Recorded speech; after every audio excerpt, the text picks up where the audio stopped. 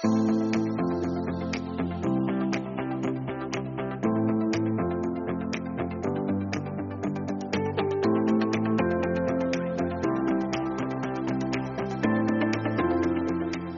all know that this can be a busy time of year. It's the holidays and there's just a lot happening. So that's why on this week's podcast, I'm going to give you 5 tips that'll get you outdoors and yet put you in the holiday spirit.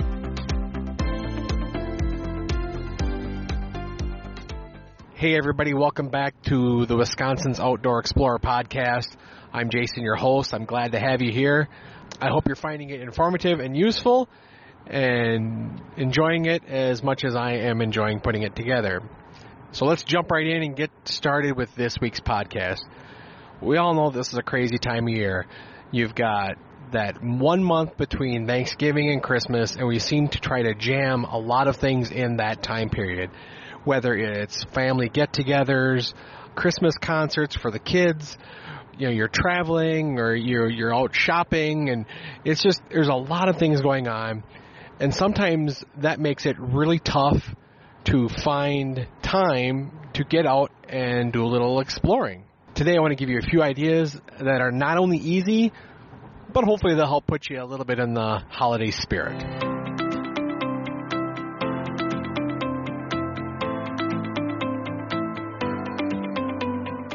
So number 1 on the list is picking the right Christmas tree. Now, I'm not going to tell you which tree to pick out or things to do to pick the tree. What I want to talk about is going and getting that tree. Wisconsin is very fortunate to have a lot of Christmas tree farms throughout the state. I mean, you can pretty much look them up and they're all over. So there should be one close in your area. And what's great about this is you have the ability to go to one of these farms and go and cut down your own tree. And now I know a lot of you know this, but what I think you forget is this is a great way to get outside. It's a great way to step out and have a little fun with your family. If you've got kids, there's nothing more fun than running around a tree farm and having your kids point to trees and trying to find that right tree for your home. If your kids are like my kids, they're always picking out the largest tree they can find that won't fit in your home. But nevertheless, it's still a lot of fun. You get the family together, you kind of make a morning or an afternoon out of it. My family, we like to go usually after church on a Sunday morning, and we'll go to a tree farm at that point, and we'll pick out a tree. You know, remember, weekends are usually the busiest because that's, you know, when most people aren't working. So just keep that in mind, that most of these times that these are going to be the busiest times of their year too. So go out, have some fun. A lot of these places will provide a saw for you if you don't take your own saw. The trees aren't difficult to cut down. You know, they're really not that hard. And like I said, you know, make it a great family adventure. Make this something that can turn into a family tradition. Now, where we go, we don't cut our trees down yet from the place that we go. We go to a local tree farm, and he's been doing it a few years, and he's working on getting his trees to the point where people can go out and cut their own. So he's still got a little bit of younger stock in trees, but he displays his trees very well in his yard, and you still get the whole thrill of walking around, picking out that perfect Christmas tree, and bringing it home without having to cut it down. But for the ones that do offer the cutting down, you know, you can get a sled and pull your kids if there's snow on the ground, and it's a lot of fun. You know what? If you're on a date or if it's just the two of you, it makes a great date day to go out and go find your tree for your house. So here's a great opportunity for you to get outside, walk around in a small little woods. You know, some of these places will offer, you know, drinks and maybe a little snack here and there, but, you know, just make a day out of it. Just enjoy it. Enjoy the experience. And, you know, and it doesn't end when you get the tree home. You know, you start that other tradition of getting the tree up and starting to decorate the tree. So it's one of those easy outdoor activities that gets you out there and allows you to kind of build a tradition for your family and make memories. And honestly, we all know that that's exactly what this time of year is about. It's about making memories, and this is a great one to start with your family. So do a little searching online. They're pretty easy. A lot of these guys have websites now. Get out there, find one that's close to you, and you know what? put the artificial tree away in your basement or storage area and try a real tree this year. You're not going to regret it. There's nothing like the smell of a real tree in your home and the warmth that it does bring to the Christmas season.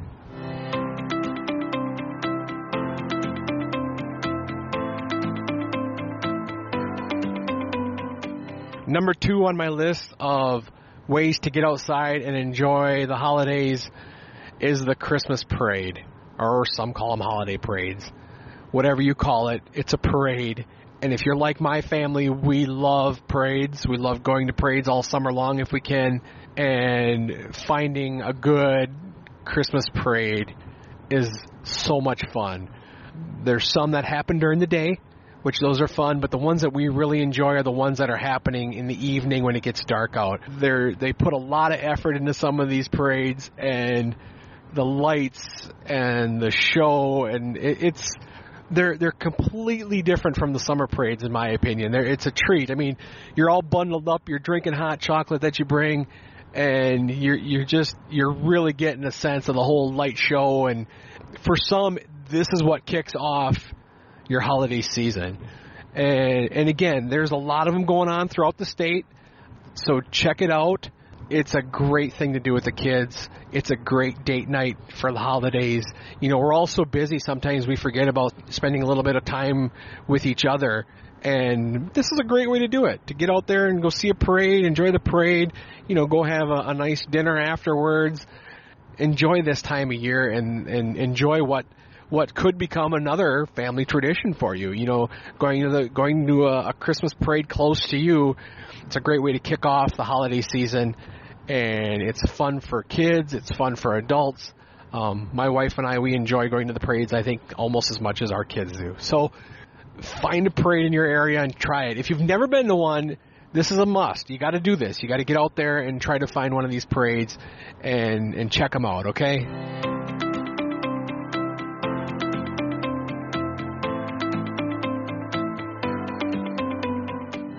Number 3, I would say it's kind of an older traditional way of getting out and enjoying the outdoors and enjoying the holidays at the same time. When I was a kid, it seemed like everybody was decorating their houses for Christmas. I mean, everybody had lights on their house, and you would wait till about a couple weeks into December, and if you're lucky, you got a little snow on the ground at that point. We would, as kids, pack up in the car, and my mom and dad would drive us around town looking at everybody's light displays. We just enjoyed this. It was just so much fun for us as kids to go around and seeing what everybody else was doing. And then we would put up our own lights on our house too, and to drive by your house and see the lights on it was always just kind of a really cool thing to see and be a part of. And I know this one doesn't really probably get you outside. I mean, you're still in the car, but you know, it's still a great way to just get out of the house and enjoy the Christmas traditions, the holiday traditions. Now, it seemed to me probably a few years ago that people lighting their homes was kind of a lost art. People weren't doing it as much. You're seeing more people get into Halloween decorating now, and then that's what they do instead of decorating for Christmas. But I want to say in the last few years, I've noticed that more and more people are getting back into decorating their homes. Some displays are small, some of them are extravagant. There seems to be a growing trend, in my opinion, that more and more people are starting to decorate their homes again and putting a little bit more Christmas spirit out there than what they have probably in the past. And to me, that's absolutely wonderful to see. I love it. My kids still get such a kick out of, even if we're just, you know, driving home from school, to see when somebody puts up their lights in their house and they're like, oh, this one's got new ones. Oh, look at that cool one, and we should do this. So if you haven't done this with your kids yet, you should do it. They really get a kick out of it. And I'm always impressed at seeing the displays. And every once in a while, you'll find a display that is synced to music. And a lot of these are really getting sophisticated now as well.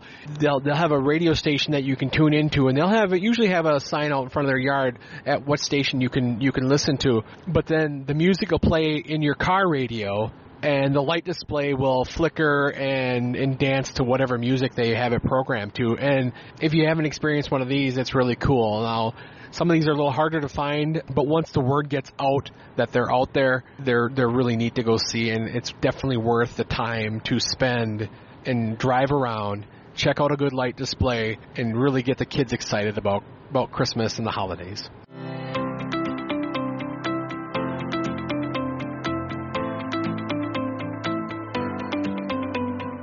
Now, speaking of Christmas lights, this next one seems to be a growing trend throughout the state, and I think it's probably one of the greatest growing trends we have right now. If you haven't been to one of the Rotary light shows or the Botanical Gardens in Janesville with the lights, you're really missing out on some fantastic light displays. Where I am here in central Wisconsin, the Marshfield Wildwood Zoo lends itself to the Marshfield Rotary, and they spend months setting up lights and preparing for this time of year. And it is so worth taking the time to go to one of these light displays.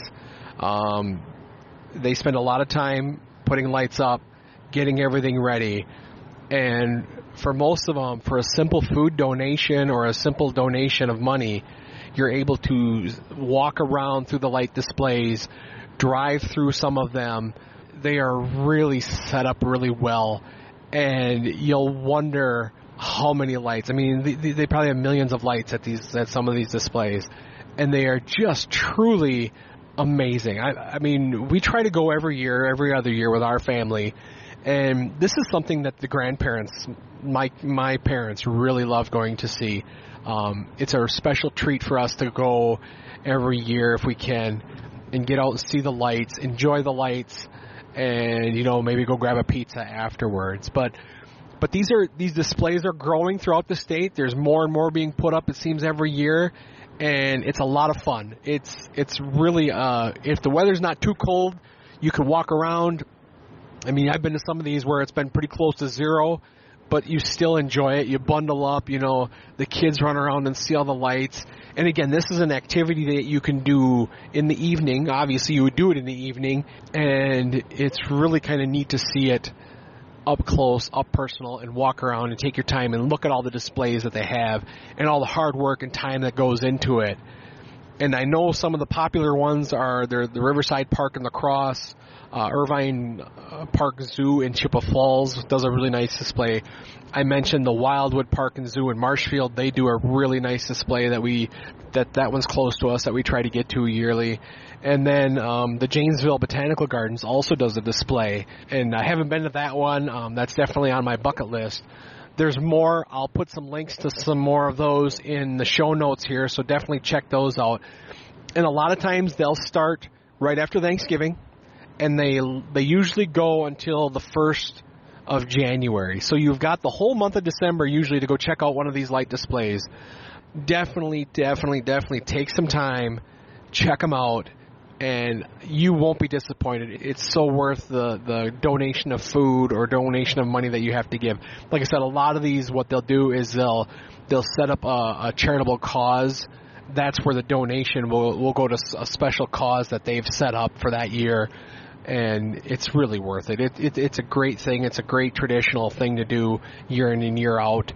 And a lot of these displays, they add a little bit more every year, so it's always kind of fun to see what they've done and how they've grown and what they're doing to grow. So put this on the top of your list this year. You've got to go out and check out one of these fantastic light displays. I promise you won't be disappointed.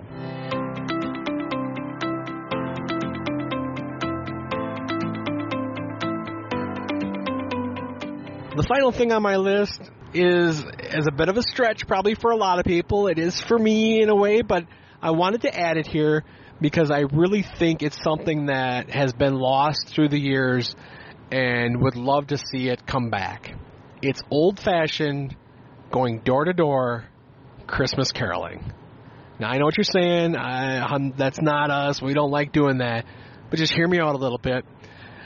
When I was younger, we had our youth religious studies group that when we were old enough, that was one of the things we did. We went during December, and we walked throughout our little small town, and we sang Christmas carols to mainly elderly people who have a harder time getting out and seeing things. But I tell you, it was a lot of fun at that point. Now, granted, it was a big group, So it wasn't just like 2 or 3 of us doing it, which probably wouldn't have been as fun for me at that time. You know, being a teenager, you're not really wanting to put yourself out like that. The older I got, the more I thought how wonderful that was that we did that, and how much it meant to those people that we were going door to door singing Christmas carols. I know this can be tough for people, but some ideas that maybe you can do this with is if you belong to an organization, maybe a 4-H group, maybe, Scouts, Boy Scouts, Girl Scouts, or, if you belong to an FFA, if your kids belong to FFA, or if you belong, if you belong to a Lions Club, or if you belong to JCs or anything like that. This is a neat way for you guys to all get together during your month, spread a little Christmas cheer, get outside, enjoy the weather, and, have fun with it. Dress up, put yourself in costumes and wear Santa hats and all that stuff. But it's something you don't see very often, and I think it would be great if it came back. A lot of these high school choirs, they're doing mandrel singing now, and I think that's a great opportunity maybe for that group to get out and actually go out and sing Christmas carols out in the open, and you'll go door to door. It's something we don't see very often anymore, but I think it's something that offers a great way to get outside and a great way to basically spread a little holiday cheer to people who maybe are having a hard time getting out, or just spreading holiday cheer in general. Spread that Christmas spirit. Get out there and sing and share and just be giving. That's what this season is all about, giving, and that's a great way to get out and do that.